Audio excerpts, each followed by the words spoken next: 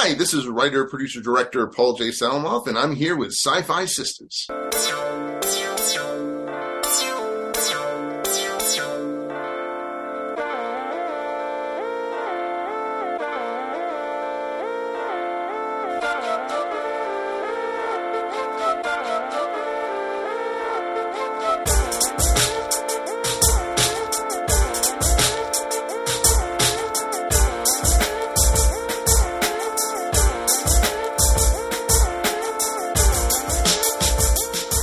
Everybody, welcome to the SyFy Sistas podcast, where we give you our point of view.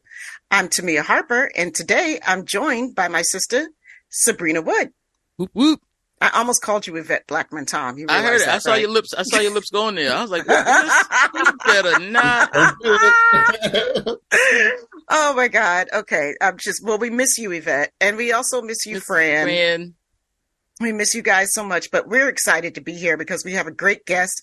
And he's only, catch this, folks, only the second person to ever make a comeback appearance on our show.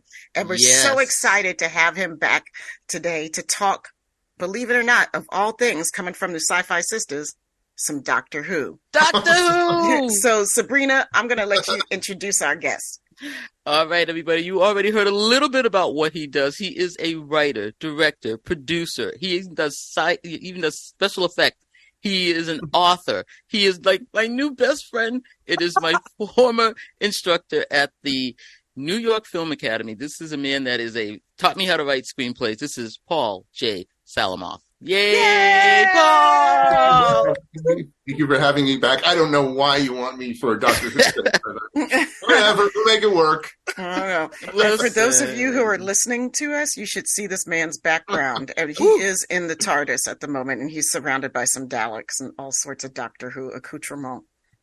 I see things that I'm even recognizing for the last 48 hours that I have been double dosing Doctor Who. Getting ready for the show. As you should be. So here's the thing. I mean, like, full confession, as everybody knows who listens to us, we are hardcore Trekkies. We dabble maybe a pinky toe or so. Some of us more than others. Some of us have a whole foot and a leg in the Doctor Who pool. And, and some of us are not even a pinky toe. So, like, why are we doing this special? Why are we doing this show? We want to do this show because it's coming up on the 60th anniversary of Doctor Who. It is arguably one of the most important franchises, sci-fi franchises of all time, and one of the most enduring, and one of the ones that seems to be able to continue to reinvent itself, even though it's still like you're still getting a lot of the same old. But I mean, and it's an incredible show. So we brought you on so we can talk about it. So let's start at the beginning. When did your fascination with Doctor Who begin? Were you a kid, or were you like a preteen or a teen and go, "Ooh, that's cool"? Oh, you no, know? I mean, not to imply that you're old. I'm just saying that I didn't. I didn't get into thinking Doctor Who was cool until like high school for me, and I was watching it on PBS. Yeah. Yes, that's right. That's right. Yeah, well, I'm already on my fourth regeneration right now, so I still feel very young. So I grew up on the East Coast. I grew up in a town called Natick, which is sort of a suburb of Boston. And yeah, we had PBS, we had public broadcasting system, and that was the only place you could really see Doctor Who. What was really great. So here's the thing. I grew up in one of the biggest sports communities in New England, which, Heisman Trophy winner Doug Flutie went to my high school. And, here I am, a big geek, because I saw Star Wars when I was 5 years old in its original run. That's right. Hello. Yeah. And, just really, that's where I really fell in love with science fiction.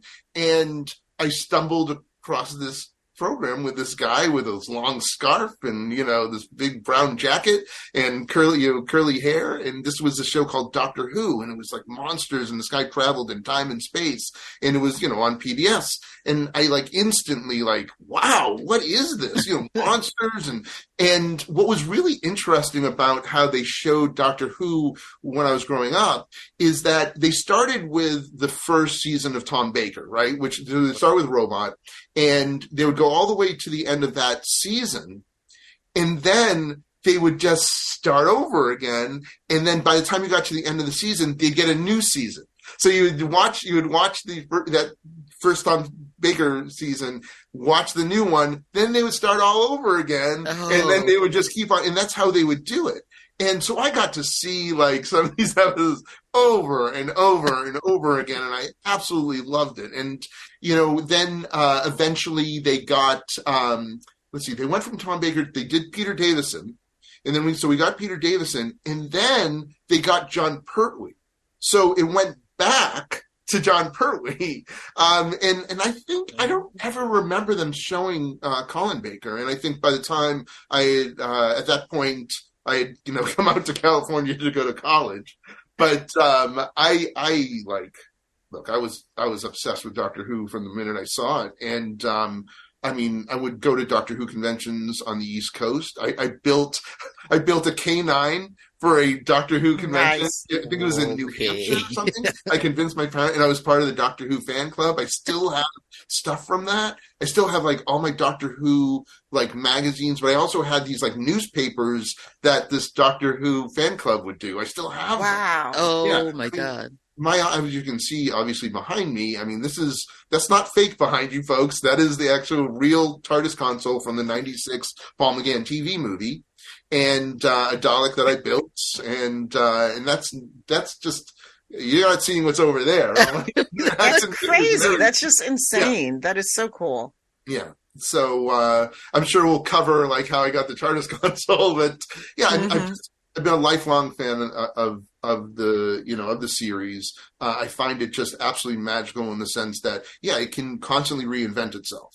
And, if you don't like this Doctor, we'll just wait a couple of years. Regeneration. There's lots of stuff to catch up on. I have a cabinet over there with all the, DVDs and Blu-rays. But oh my God. It just really captured my imagination. And, now I've, as a grown-up, I actually wrote a Doctor Who audio adventure for Big Finish. Nice. I wrote a Doctor Who comic book that was sort of a bio comic on a couple of the Doctors, and I've appeared in lots of different Doctor Who books like Behind the Sofa and Red, White, and Who, and actually in one of the newer issues of TARDIS magazine. Here, I'll show you this really quickly. They did. He's asking, why did we have him come back for this show? This is why, Paul.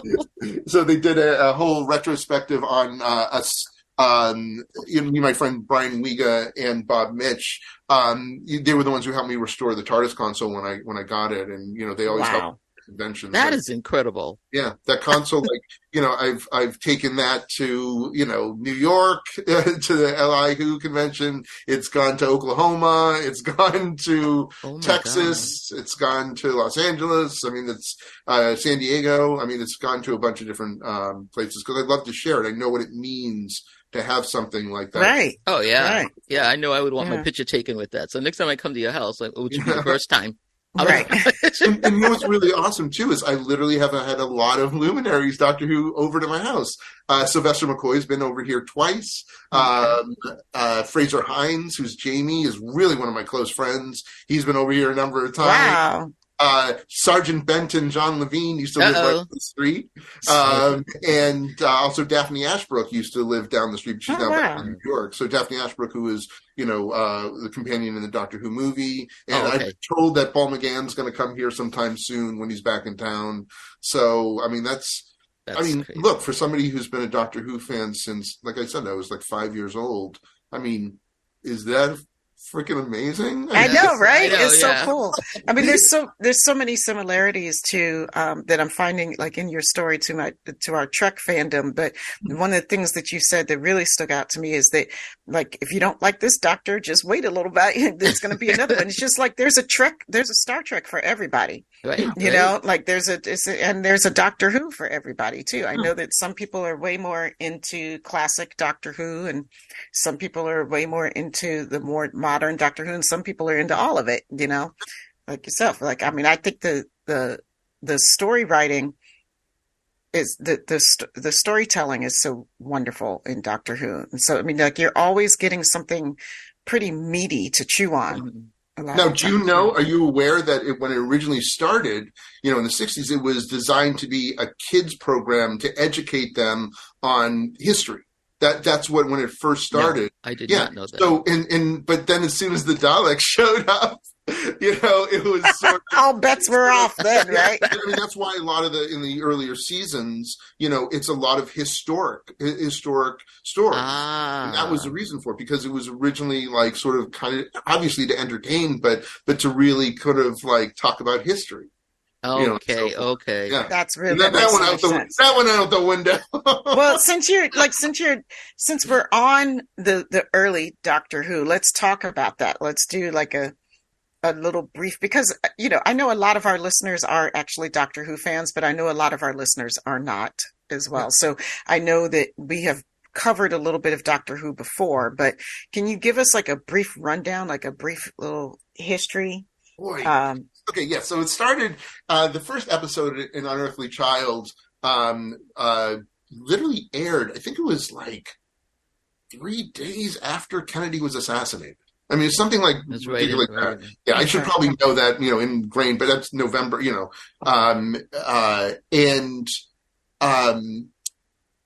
so William Hartnell was the first Doctor, and those were the ones in black and white, and he was sort of this old crotchety grandfather, type character. And what was happening though was Hartnell was getting old, he was already advanced in his age, and someone came up with a brilliant idea of like, well, this guy is this alien, for lack of a better word, and they got the idea of like he can regenerate. They didn't want the show to air, the show to end, because it was so popular, that they came up with the idea that he could regenerate himself and become a different have a different look. So he regenerated into Patrick Troughton, who was sort of like this whimsical kind of, how do they always describe him, like a space hobo kind of guy, and each Doctor had their own idiosyncrasies. Mm-hmm. So Troughton was the Doctor for a little bit, and then as they transitioned to color and so forth, then came John Pertwee, who was more like this dashing James Bond. Right. When the Bond movies were really, popular, and, he was this sort of James Bond dashing kind of, with his white curly hair and his, Definitely. and they really introduced the Master at this point, who was sort of like his arch nemesis and almost like his Blofeld, in that respect. And, he had, his little, gadgets. And even though the sonic screwdriver, which, hate to break it to you folks, Doctor Who doesn't use phasers or guns or anything. Right? No. Maybe once in a blue moon, but it's not about, the thing about Doctor Who was it's not about solving problems with, I mean, he'll throw a punch every once. John Pertwee, would get into punching matches every once in a while, but it wasn't about using weapons to destroy people. It was really about trying to solve problems, universal problems in, using your brain and using, science and so forth.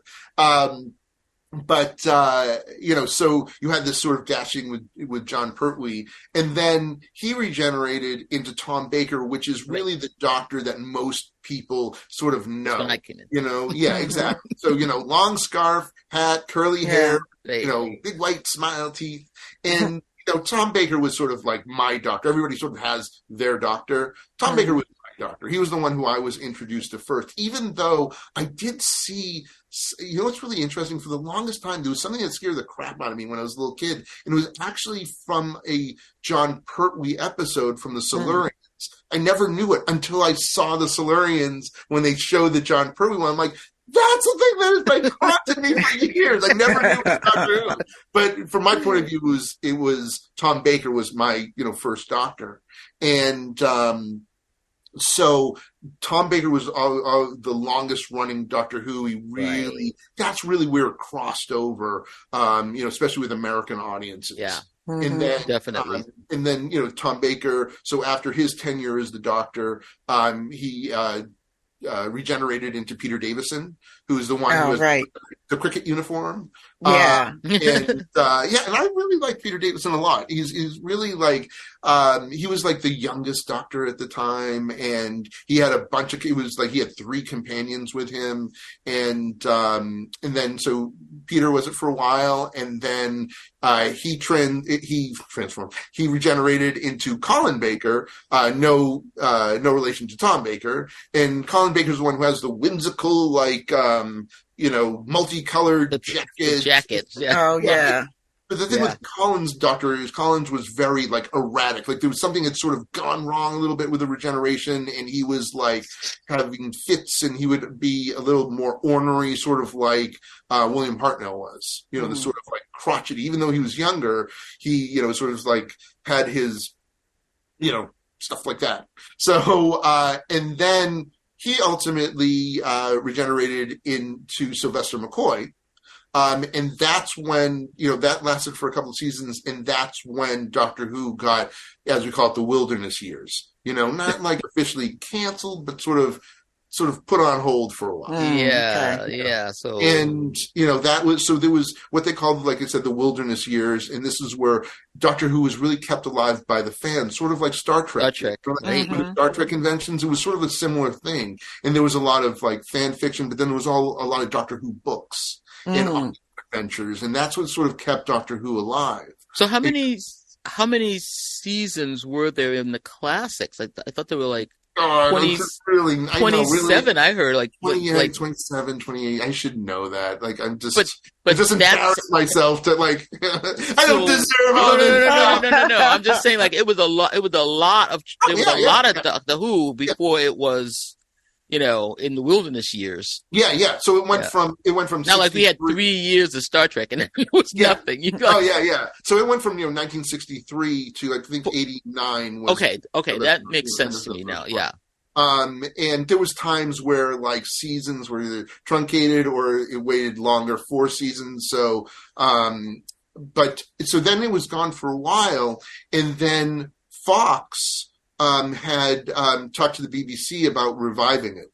Fox had talked about. There was a time when Steven Spielberg was trying to do a Doctor Who movie. He was going to do like a movie. No, that would have been interesting. Yeah, it was great. I got to see like production design from it, which was really cool. Oh, you did? Yeah. So that was like during. Because I remember when was that? Because it was. It was in like the 90s. Like I think it was like 91 or something like that. They just couldn't get it off the ground. Yeah. But it was Spielberg who was going to, he was either producing it or I don't think he was going to direct it, but I think he was producing it. And it was weird. The Daleks were kind of odd. They actually could open up and stuff like that. And there was Cybermen sort of, but they were more like, they looked almost aboriginal, like in some respect. It was very interesting. The designs, I saw the designs. I met the design. I actually worked with the designer and he showed me a lot of the designs for it.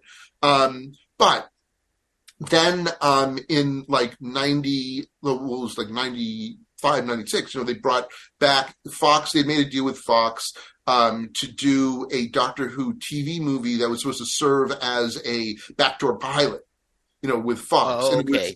And they filmed it up in Vancouver, and it was an American / BBC, production. And that was with Paul McGann. And Philip Siegel was a producer of it. And, they did this, I remember like, oh boy, I actually got to go to the premiere of it at the Directors Guild when I was with the SyFy Academy. And they brought me, and I went with Eric Wallace, the producer of Flash, and, and Eric, because Eric's a huge Doctor Who fan. And so we got to go to the premiere of that, which was crazy. Which is crazy given that, I was wound up, with the TARDIS console from it years later. But it aired on Fox. It did well, but not good enough. Not the numbers. The numbers to sort of justify bringing it back, which was a real shame because I really liked it. They changed some things, but, the Doctor was now half human, and that was. And he kissed the girl. Oh God! How dare he kiss Daphne? So that was in 96, and then it went away again for a while. Still kept alive by conventions and finish and audio and stuff like that. And then in 2005, It was officially brought back by the BBC with Christopher Eccleston as the Doctor. And we don't see the regeneration from Paul McGann to, Eccleston, but it's understood that, that's what happened. And this was Russell T Davies brought it back. And, that's now we're in the modern Who. Who. Yeah. Okay. And it's really, and, like always, when people ask me like, hey, I'm interested in getting into Doctor Who, where should I start? I really think that is probably the best starting off point. Mm-hmm. We'll see now, you know what I mean? But what's going to happen with the new stuff? But it's but because it's much more modern sensibilities. It's not like, look, I'd be lying if I said that Doctor Who can be challenging for some people. You know what I mean? Because, we always talk about cardboard sets and stuff like that. I mean, like, Doctor Who was not, it didn't have a high budget like Star Trek. No. The special effects were really just kind of like, hey, let's hope exactly. But it was more of the storytelling that has gotten me. You know what I mean? Right. And I mean, they really talked about a lot of like, and people would die on the show, and it would be. It's very emotional. Right. I remember like when I first started watching it as a teenager. And just being like, oh my God, like this stuff is like, this is so bad. It's so bad. Because it was so, but then getting stuck. Like, I mean, because the thing it wasn't the acting that was bad. It wasn't the writing that was bad. I mean, like, it was just like, it was like you said, it was really low budget, and you just we weren't used to looking at stuff like that. But then you got stuck in the story. Yeah. And next thing you know, you're watching it all the time, Yeah. Yeah, and I'll tell you, like Tom Baker is definitely the end to classic Doctor Who. You know what I mean? Like if you're interested, like if you're a fan of the current iterations and the new Who, I think dipping your toe in with Tom Baker is probably a good idea, because especially the producer at the time, Philip Hinchcliffe, he was very influenced by Hammer. So a lot of the Doctor Who along those like first couple of seasons of Tom Baker, because then like Douglas Adams took over. You know what I mean? Which was, Douglas Adams was, from Hitchhiker's Guide to the Galaxy, was a producer on it. So it sort of got a little silly a little bit at some point. Oh, okay. But those first couple of seasons of Tom Baker are really terrific. Like they got it right. You know what I mean? They got it right. There's great stories. A lot of it's sort of horror. And that's what really sucked me in. And you could really see that influence on the new, on New Who and so forth. So but I like that. I like some of that silliness though, too. I think that's something that's kind of unique to the Doctor Who franchise, is that there's a healthy balance of silly and seriousness, that makes it really endearing. It's like, a lot of times they just hit the right balance. Yeah. Yes. There's a lot of whimsy and dealing with some heavy themes a lot of times, but like SyFy can get so heavy sometimes, just like, can we laugh at all a little bit at ourselves, just a little bit? It really did a really good job of that, of balancing it, and then really hitting home. And Star Trek was good at this too, like for those serious things. And, you really do start caring about these characters. And, absolutely. So in that, I'm this book, I wrote this essay for this Companions of Doctor Who book that's coming out in April. And I got to choose the companion I wanted to talk about, and I chose Sarah Jane Smith. And Sarah Jane Smith was Tom Baker's first companion. She was a holdover she joined the TARDIS crew with John Pertwee in his last couple of episodes. She came on in a story called The Time Warrior that introduced the Sontarans. And she was this was in the 70s.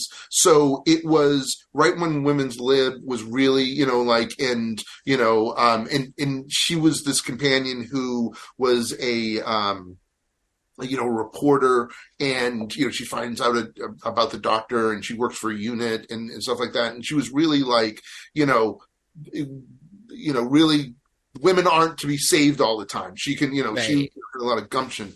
And I just really loved her as a companion. I mean, she really is my favorite. I mean, she's my favorite companion. She always has been my favorite companion. I do like Rose Tyler a lot, you know, and you know, some other ones, but there was just something about her. So I chose her as my companion to write an essay about. But I remember when she left, it was really emotional because she, you know, it was, you know, this story, where at the end, she's sort of upset. You know, The Hand of Fear was this episode, and she was sort of upset with the doctor, felt that he wasn't really taking her seriously, and she, you know, grabs all her stuff and she's like, I want to go home. Like, she's like, she doesn't really mean it, right? You know, she doesn't really mean it, but she's like, I want to go home. But little did she know is right before she decided to do this, he got a special message from Gallifrey that he needed to go back to Gallifrey and he couldn't take her with him. Oh, no. You know what I mean? And, you know, and so she comes in and, you know, she's just trying to be, you know, just trying to put him in his place. And he's like, I have to take you home.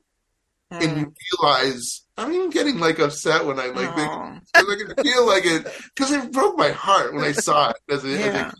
Because, you know, I loved her so much. You know what I mean? And she's like, and I knew she wasn't serious. Right, you know what I mean? right. And he goes, and, you know, he says, I have to take you home. And she's like, you can tell that she doesn't really want that, but there's no choice. Right. You have, Right. So, you're know, really going home. Yeah, you're going home. Right.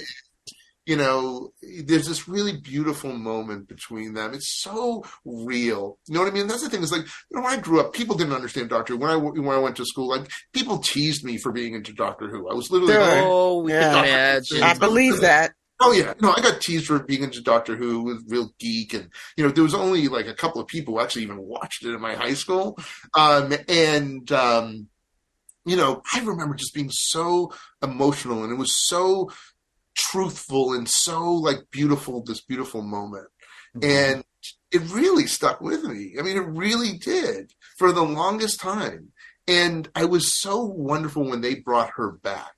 You know, like they brought her back for like the 5 Doctors, but Tom Baker wouldn't do that. So they paired her with John Pertwee. And, you know, so we got to see Sarah Jane for a little bit. And then there was like the K9, you know, there was a K9 and Company. It was like this special they did. But when they brought her back into the modern era of Doctor Who, that was amazing. Like, it was just amazing, because it showed the respect for the past. Yeah. And people know how much she was such a great companion. You know what I mean? Like, and she was, you know, she just, you know, and just bringing her back in and then giving her own show.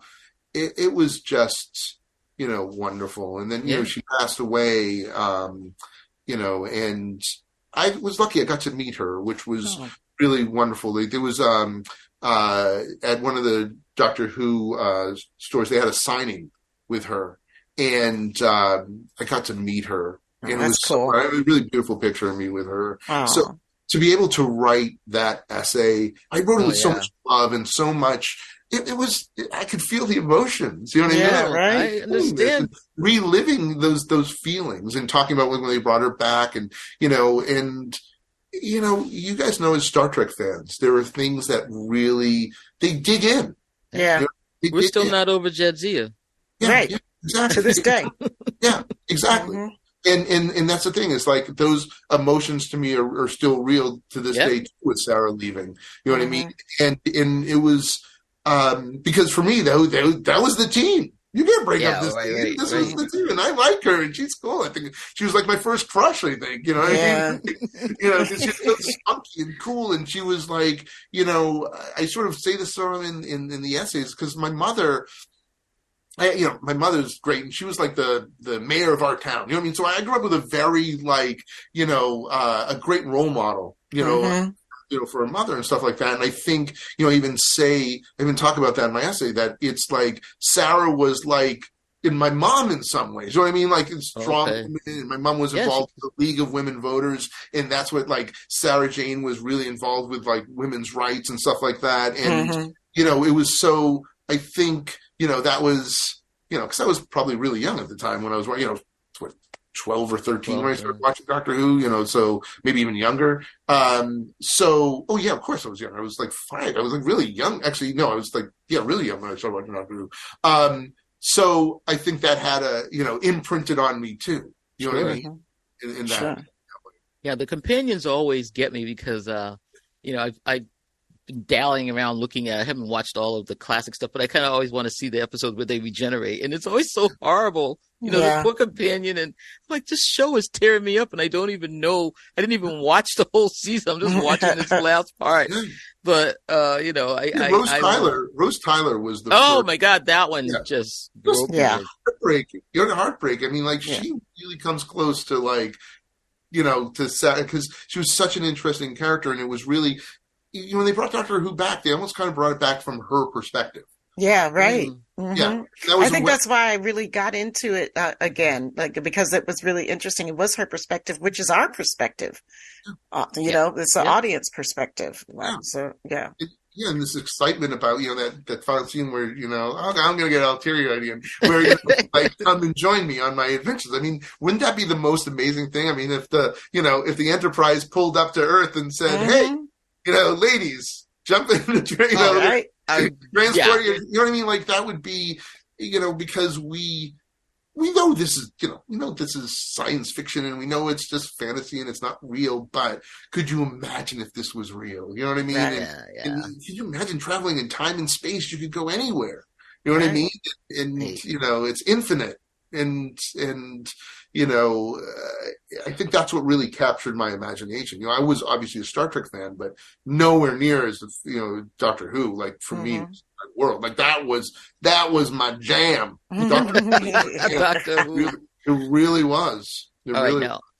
I want to bring us up to what's happening, what's going to happen. So right now, the reason why we're really, really, really getting excited is because we have this big 60th anniversary, and BBC has just been unloading promos, so that I'm just really can't wait to see this. So they have brought back. All right, here we go. They brought back the 10th Doctor Who. Like, what is going on? Jodie, the female Doctor Who, she was number 13. Yep. And now we're going back to David, who I love. Yeah. What's going on, Paul? Oh, I'll tell you, the reason why they're doing, I don't know. Come on, Paul. You're hanging out with people. You got people coming to the house. What do you mean you don't know? Somebody called you and told you something. Holy crap! Because, I saw the things that, Ncuti Gatwa is going to be, the new, Doctor Who. And then all of a sudden we get David Tennant back. Right. Just one of the best Doctor Who's. You know what I mean? Like, just seriously. That's the other one I know. Yeah. Yeah. And David, David definitely responsible for absolutely for bringing in new fans. I mean, no disrespect to Chris Eccleston at all. Like, he was a great actor. No, he was great. I loved him too. Great. Right? He kind of just, hey, I'm going to come back for him and do one season, and because Chris was doing really well with with films and stuff like that, and so they were able to use some of his star power, to really, bring some attention back to the show. But, as soon as David Tennant came on board, it just hit the ground running. And he was, I guess he was sort of like the nice, romantic lead that, that attracted a lot of people, because he's a good looking guy. And, it's like, wow, it's kind of this dashing Doctor Who that was very relatable. And then with Rose Tyler, who was this, really, great command, like, for the guys, you know what I mean? Like, Yeah, Rose but women liked her a lot too, because she didn't take any mess. Like, she took no shit. Yeah, and and I was like, oh, I like her. Yep. Yeah. She really stood toe to toe. She was like, no, dude. And you know what? Look, we talked about how they sort of like tested the waters with, that kiss between, the Eighth Doctor and Daphne there. But, you really felt like there was like this sort of blossoming love affair. You know what I mean? Oh, yeah. Yes. You were waiting. I mean, that was the palpable. whole anticipation was like, come on. Yeah. Very palpable. And I did, it's so funny, look, everybody's going to have their opinions. The same thing with Star Trek. You know what I mean? People are going to like certain things. They're not going to like certain. They're going to like certain people they bring in and not, or this captain or that guy, whatever. You know what I mean? Everybody's going to have their opinion. I always give it the benefit of the doubt. You know what I mean? It's like, it's like, all right, every time a new, like, I remember, when David Tennant was gonna leave, and I saw this new guy coming in, and I'm like, that's not Doctor Who. And then the minute he's like on, it's like, okay, that's the Doctor. You know what I mean? Right. Even even with Jodie, look, here's the thing. Did I want a female Doctor? No, I really kind of didn't, because I really felt there needed to be at least that. I don't know. Like, to me, the Doctor was always male. You know what I mean? It's not like a sexist thing. It's not. Trust me. It's like I have no problem with that at all. So I was really like, concerned. Am I going to be able to accept Jodie as the Doctor? Because I like her as an actress, very much like her as an actress. And I gotta be honest. Like, once she started being like, I buy her as a Doctor. Yeah. You know what I mean? It's like, and I it's like, do I like the fact that they changed the genders? I don't know. You know what I mean? It's like, and it's for no reason at all. I mean, like, honestly, it's just, I don't know. It was just something but I totally accepted her as the Doctor. Yeah. Totally accepted her as the Doctor. You know what I mean? And I really liked her as the Doctor. I thought she was very interesting. You know what I mean? So, that's the thing, is that it does, it does. Some Doctors are a little bit more challenging than other ones, but they all are the Doctor. You know what I mean? and just give him a chance. Peter Capaldi, I didn't know if I was, gonna, like him as the Doctor. And yeah, I really, got into him as yeah. So it's like, so that's the thing is I think they've done a really good job of the consistency of like the storytelling. Some seasons are better than others. Some stories are better than others. Not all of them are going to, hit, but, I'll tell you, I mean, because there are certain episodes or stories that I love that's like classic stuff. I mean, Genesis of the Daleks from Tom Baker is still, to me, like the greatest one. But I'll tell you, Blink, the David Tennant one that Stephen Moffat wrote, that's, if anybody's like, okay, I'm just going to watch one Doctor Who, which one will I watch? Watch Blink. Blink. Okay. All right, everybody. With Carey Mulligan, is in that episode. Oh, I know which one you're talking about then. Yeah. And that's the one with the weeping angels and stuff like that. Wait. That is just. I've seen clips. I know which one you're talking about. It's phenomenal. Like, it really is like potentially the best Doctor Who story. You know what I mean? It's just, everything about it is just brilliant. I mean, Stephen Moffat wrote it. It's really just great. You know what I mean? And, but it's formatted a little differently because we're following, Carey Mulligan. You know what I mean? Right. Uh-huh. So, but that's a great introductory episode for a modern Who, just because it is so just perfect. So now we have the 60th anniversary shows coming up. So we got 3 movies, right? Three episodes. Yeah, episodes are movies. They're movies. They're movies. Yeah, they're like, I think they're about hour and a half, hour and 45 minutes. I know it's not like, but is it just 3? It's like I heard 3. It's 3. And David Tennant is going to... Well, at least that's what has been released everywhere. Like, it looked like it was 3. Right. I know I should know this better, but it's like... I got this. Just bring them on. I want to watch them. You know what I mean? I'm telling you, I have been like just watching like the BBC promos, and I'm okay. We got the 3 of them, and the trailers are really great because they showed, David Tennant coming back, and I was like, wait a minute, I don't know who that much, but I know that's not number... He's like back in like 10. So, so there he is, comes back. And, at the end of the trailer, I love his new costume too. Like his yeah. It's really great. Really looks cool. But at the end of the trailer, they have Shooty. Shooty is at the end of the trailer. I was like, oh, what are you trying to tell me? What are you trying to tell me? Yeah. So they're calling this the Bridge Doctor Who. Yeah. That basically, I heard, this is what I read, they were waiting for Shooty to finish. He was doing Barbie. Oh, interesting. Yeah, he was doing Barbie, and they couldn't get him to come back and shoot the scenes that they needed for the 60th.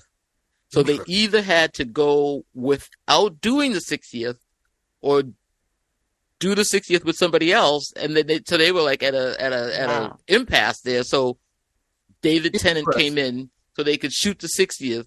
They said they'll use it as a bridge and then shoot these. They've already they're filming with Shooty. Shooty's already doing. Yeah, they're already filming. Yeah, they're doing season 2 now. So, Interesting. oh my God. And I saw pictures of Shooty with a big afro looking like yeah. Carnaby Street. I'm like, oh, come on, I can't wait.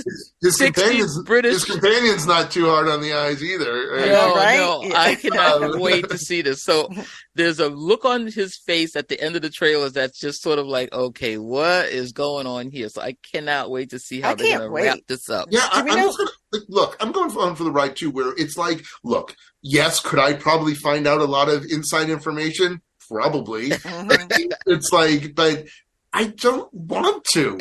Right. Exactly. I mean, it ruins the experience sometimes. And you just want to experience it for the first time with nobody else's notions or ideas or thoughts about it or opinions, like coloring your experience. Yeah. Like one of my students, what's really funny is I actually got to go to a press screening of the Marvels the other night, right? Ooh. One of my students, like she has her Captain Marvel bag and she's like a huge fan, like completely jealous that, I was going to see it like days before it was opening. But like in class today, she's like, I don't want to hear anything. Like nothing. I don't want to hear it's great. I don't want to hear anything. Nothing like that. And I'm like, all right, I respect that. 100%. I will not say anything. I will, not say anything about it. But which is funny, reminds me of like when Endgame was coming out. One of my students was going to see it the day before I was, and I was seeing it like the opening day or whatever. Like he was seeing a midnight show. Like, and I told him, I'm like, no joke. You say anything, you're getting an F in my class. And I think I'm joking. I didn't wait fucking 10 years and 20 some odd movies for you to spoil it the day before I'm seeing it in IMAX. Exactly. Take you down. So, understand, you will be getting an F, and I will fight that with if I have to. Bring me to the D. Go ahead. So I respect that a lot, and that's the thing. It's like, it's for me. It's like you're talking about my favorite show. It's like, why would I want to spoil it? You know what I mean? Like, why would I want to see? Like Frasier is like Frasier Hines, who played Jamie with with Patrick Troughton. He's the Scottish one with the kilt, right? He's one of my really close friends. Like, I don't like. He they did some things where they brought back old companions with the Doctor and the TARDIS, and it's like I didn't know he was. I think I could have found out maybe, you know what I mean? Right. But he shouldn't have told me, even if he would have told me. But I didn't know about it, and it was so exciting, to see that. Oh my God, Frasier's back, Jamie's back. You know what I mean? And I had that excitement. You know what I mean? It's like even if he could have told me, I'm glad he. I didn't know about it. Yeah. You know what I mean? Right. That's exciting for me. It's like I love this stuff. You know what I mean? It's like, I always had like the thing, like, when we do shows about different Star Trek series and stuff, and like I've been on a couple of other people's shows, and they're like, okay, give us your predictions of what you think is going to happen in the next episode. I hate that so much. I'm like, I cannot tell you how much I hate being a part of it. I hate hearing it. I mean, and no disrespect to my friends' shows who do that. I mean, like a lot of people love it. I mean, that's how they engage with the show. It's like they're excited and they want to know what's coming next, and their gears are turning, right? The gears in your brain are turning, and you're like, oh, okay, what if it's this? What if it's that? For me, I like to go on the ride. I trust my storytellers, and I'm there for the ride, and you just take me to some place new, and I don't need to forecast where we're going. I just go with you, and we experience it, and that's it. Like I want to let the storyteller do their job. I could not agree with that more. Like, you know what I mean? It's like, that's the thing, is I love the fact that I'm not like some jaded asshole, you know what I mean? Like, who's relative, you know what I mean? It's like I'm still excited about it. Like, I was excited to see the Marvels, even though I know it's not getting great reviews and stuff. But it was like I was still excited to see it because I was seeing a new Marvel movie. Right. Yeah. Right. And they haven't really let me down only a couple of times, and that wasn't so awful. You know what I mean? And it's like, I love that I'm still a kid at heart. You know what I mean? And, I can enjoy this stuff and experience it, because I will be there. I can't wait for them to show, to show this. You know what I mean? Like, I can't wait to watch these. I will be watching it the minute I can watch this. Right. You know, because it's exciting. You know what I mean? Yeah, It's exciting to see new stuff. And speaking of like new stuff, like really excited for the 60th anniversary, but I'm super excited to see Ncuti up there. Yeah, I'm curious. You know? And because the thing is, like, why wouldn't the Doctor be a non-white man? You know, like, you know, like, I mean, it's like they've got like, otherwise, how is the species like reproducing at all? It's like a Q. It's like a Q in Star Trek. Like, why does a Q need to be a white man? They don't. They're you know, anyway. So I'm really excited for it, you know, because I think it's so important for people to be able to see themselves. Yeah. You know? And I've seen some of his different, you know, the costumes he's wearing. Oh, yeah. Look interesting. And like, you know, it was always weird because it's like I watched like I didn't know who he was as an actor, so I watched some like things on him, and I'm like, oh, this guy's interesting. You know what I mean? It's like this is going to be an interesting take on it. You know what I mean? Like, so I'm looking to see what he brings to it, because look, I mean, that was the thing, is like I still went with Jodie. You know what I mean? It's like, all right, you know, it wasn't me being like, oh, I just got you, man. It's like, all right. Right. You haven't really let me down before, so it's like, you know, let's just go with it and see, because, you know, like I said, just wait a couple of years and it'll be different. That's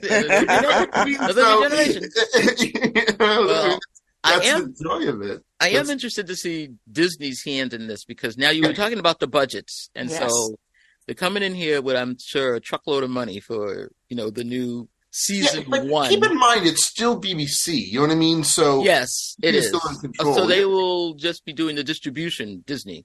That's what's going on. It's like, well, here's something funny. I actually had a meeting at Disney Plus right after they announced it, right? And I'm meeting with this executive, and I'm like, hey, before we get into what we're talking about, I just got to be upfront with you that, you know, and I showed him the TARDIS console, and I showed him my Dalek. You know what I mean? It's like, don't suppose you're involved with Doctor Who, are you? And he's like, actually, I was. He goes, I left. But I was like one of the executives when it was first brought in. I'm like, okay, so this is what you need to do. You need to get back on Doctor Who, and then you need to hire me to write some episodes. Right?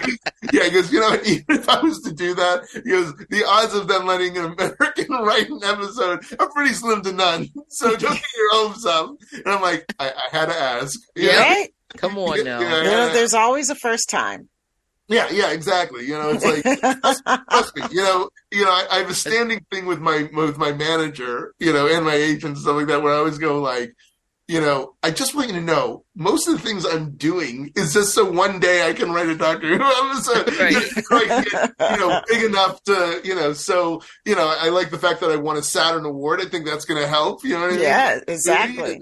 Hey, you know, any Brits that have come over and have played American parts here, I don't know why they can't reciprocate, because exactly. Listen, thank you. So it's Martin like Luther King is played by a Brit. I mean, come on now. Yeah. Wow. You need to do something for me. Yeah, exactly. So, I mean, like, the thing is, it's like, my whole plan is just so I can but, you know, it's good because, like I said, I did an audio adventure. I did a Doctor Who comic book. But, you know, been in books and stuff like that. You know what I mean? So it's like, this is living out my childhood fantasy. You know what I mean? Like, clearly behind me. You know what I mean? It's like, I'm sure you could adjust the dialogue so that it would sound British. Yeah. No, I mean, by the way, I was like, when I wrote that audio adventure, like, it's like, be careful what you wish for. And I asked him, like, can I do a Tom Baker, Sarah Jane story? Because that would be the thing I would feel most comfortable with. Mm-hmm. But it was like the terror of like, oh crap, I now need to write their dialogue. Uh-huh. Yes, exactly. I have a lot of responsibility here that, you know, it didn't, you know, like, I got I got that brass ring, but I'm like, that's what, you know, what am I going to do with it? Right? It's so funny, like, my story, like, is part of it, almost like the subplot of it, is the, you know, how he got the coat rack in the TARDIS, because he used to have a coat rack. It is actually, believe it or not, it's like the origin story of the coat rack. I love it. I love it. It's a story. I mean, that's not the story, but it's like, it sort of dovetails with, like, that's how he got the coat rack. So it's like, you know. They need you, Paul. They need you. They don't know what they're missing. Yeah. Just like it's like every time we do a show, like we've done so many, we did one other on Doctor Who. I feel like, so energized. It's just like, okay, I'm going to go back and watch all this Doctor Who now. And I'm still so late. Like, I did actually start watching from modern era. But I still have more, you know, like, I mean, I didn't even make it through that season, and not because I didn't like it or anything. It's because I loved it, but I mean, just had so much other stuff that I had to keep up on for this job here, you know, that I was like, I can't keep up. But it's like now it's turned into, because it fits really perfectly, just like when I feel like I want to watch some Trek, but I'm tired of watching the same thing I've already seen a million gazillion times. Then I turn to Doctor Who, and it scratches that itch for me, and it's like, and now it's becoming more of something that I'm doing more frequently, like, you know, because I'm just really appreciating the show a lot more. You know, and I'm saying, you know, and it's so cool. And I get it. Like, I mean, it's just like if people come to Star Trek and they're like, there's so much. Where do I start? I don't even know, you know, and you just start somewhere. It doesn't matter. It'll all somewhere. Be there. You know, it's all, you know, and that's the way I'm taking it. And now, you know, it's just, it's lovely. And I'm really glad that you could come on and share your enthusiasm about it. I mean, I think that's the thing that really gets me jazzed up, is that we talk to people who love, when you talk to somebody who loves something so much, it gets you excited about it too. And you see it from their point of view. And now you just can't wait to go and try it on again. It was such comfort to me growing up, because like I said, like I grew up in the sports community. I was like really misunderstood because I was sort of this horror sci-fi fan, and there was such comfort that Doctor Who provided in my life. And I, you know, like I said, I watched Star Trek also, but it was just something about Doctor Who just made me feel like anything was possible. Do you know what I mean? And, you know, I had sort of this handle on it, and how exciting would that be to travel in time and space? You know what I mean? You can go infinite, you know, on these infinite adventures. And, you know, I think that's what I really, you know, loved about it. And I, you know, it has never waned. I mean, it has never waned. I so appreciate it. And I mean, obviously, clearly, I keep on pointing to behind me, but it really, you know, I sit at my desk over there, so I see the TARDIS console. You know what I mean? Like, you know, what's like really awesome is I just rented out my Dalek and the console to, I don't know if you guys saw, but they just released the Magic the Gathering Doctor Who set. You know, it's 4 different like sets of Doctor Who, you know, classic and modern Doctor Who, and they rented out the TARDIS console. They actually had to get permission from the BBC, which was really interesting. And they rented the TARDIS console and the Dalek, you know, from me, and you know, I got to go on set with it. And this was just like a month. Cool. This was like a month or two ago, and it's like, you know, it was not about the money. Mm-hmm. It was, it's like, are you fucking kidding me? Don't worry, we'll figure it out. Like I told the art director and the production, I'm like, we'll figure it out. You know, just make sure my time's taken care of, because I do, you know, I'm a professional, and you know, my time is valuable to me. But I go, if you think I'm not going to be involved with this, I mean, you'd be crazy. You know what I mean? It's like, I'd probably pay them. You know what I mean? Because it's important. I mean, that's great. Magic the Gathering is now doing Doctor Who. I mean, how cool is that? Let me tell you something. When Doctor Who was on the cover of, was Entertainment Weekly, you know what I mean? I remember that, and I was like, fuck you, everyone. Sorry. Yeah, right. I told you. You know what I mean? It's like when Doctor Who became a phenomenon, when they brought it back, and it really became like, especially when Tenet was, and it was like everywhere, and people knew about it, and like my kids' friends were dressing up like Doctor Who, and like, you know what I mean? It's like, I told you. You know what I mean? And it's like, I'd watch it with my kids. I was laughing at this Denated kid watching PBS. Right? You made fun of me for watching the show, and now everybody thinks it's the greatest thing ever. It's been on for 60 years, so suck. I think like so many of us feel so vindicated, so many nerds. We are truly vindicated in so many ways now. Yeah. I'm like, y'all made my life a miserable friggin' hell growing up because I was a nerd and and now look at your asses, boring old person. Running to see all kinds of superheroes and comic books. Y'all are so behind. Yeah. Well, Paul, I know you gotta run. So, we just want to say thank you so much for spending some time with us. We really appreciate it. And, we love talking to you. We love you.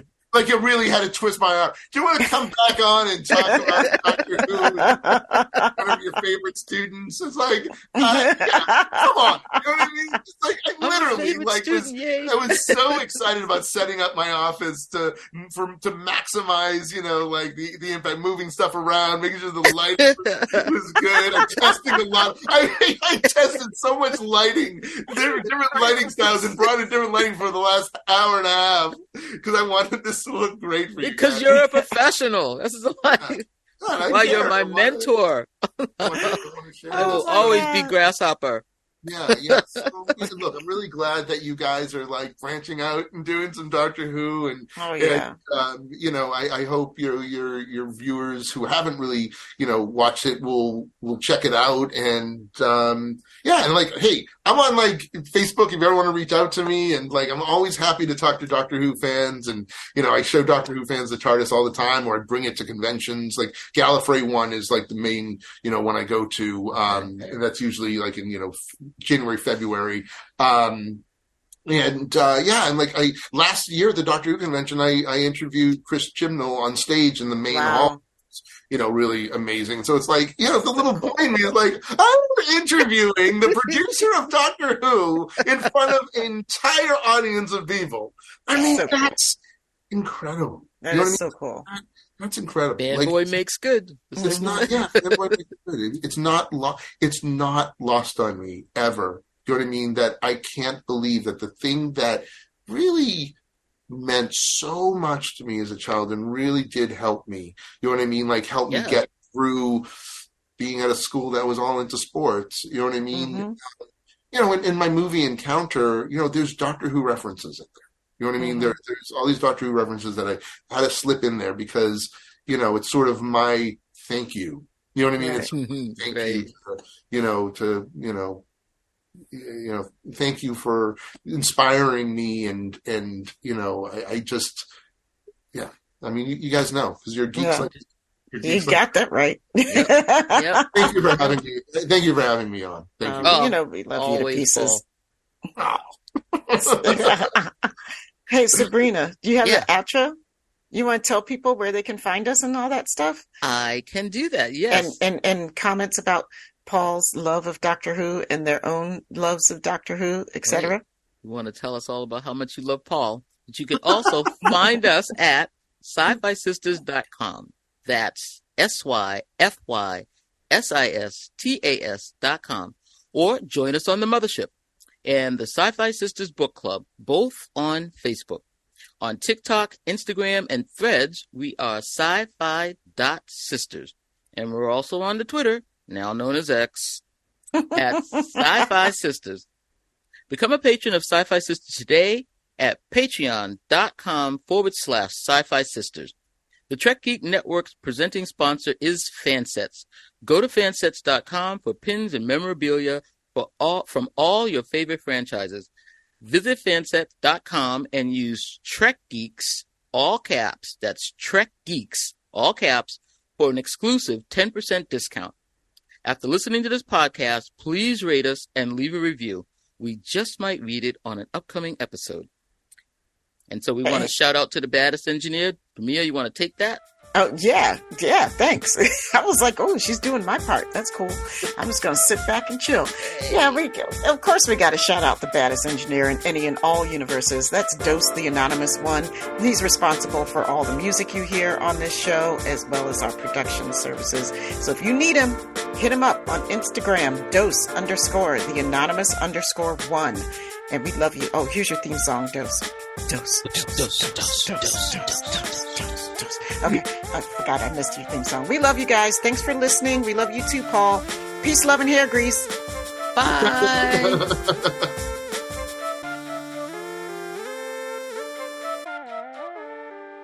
Hey, everybody. It's Sister Tamia here with the shorty shout-outs for this month. The SyFy Sisters would like to thank LJ, Tara Jefferson, Holly Smith, Bernadette Garcia Galvez, Rhonda G, Kendra Stranad, Rita Persant Nethersall, Marcus Bigham, Mark Richmond, Bill Erickson, Zakia Graham, Linda Anderag, Travis Taylor, Jeffrey Cochran, Olda Klein, Peter Heisler, Olga Kravchuk, TJ Jackson Bay, Liza Albright, Kaylia Zawacki, Sam Drook Dickinson, Stephanie Baker, Sailor Marge, Stephanie Dole, Starbase Centaur 4210 Productions, Jamal Taylor, Scott Jensen, Ann Bradley, J.R. Poole, Howard Hogan, L.M., The Chief Ernesto Castagna, Timothy Baum, Dave A. Gregory, Eve England, David Balston, Karen Germera, Sue K., Anne Marie, Muhammad Noor, Susan V. Gruner, and Anna Post. Thank you all so much for your contributions. We love y'all. Peace, love, and hair grease.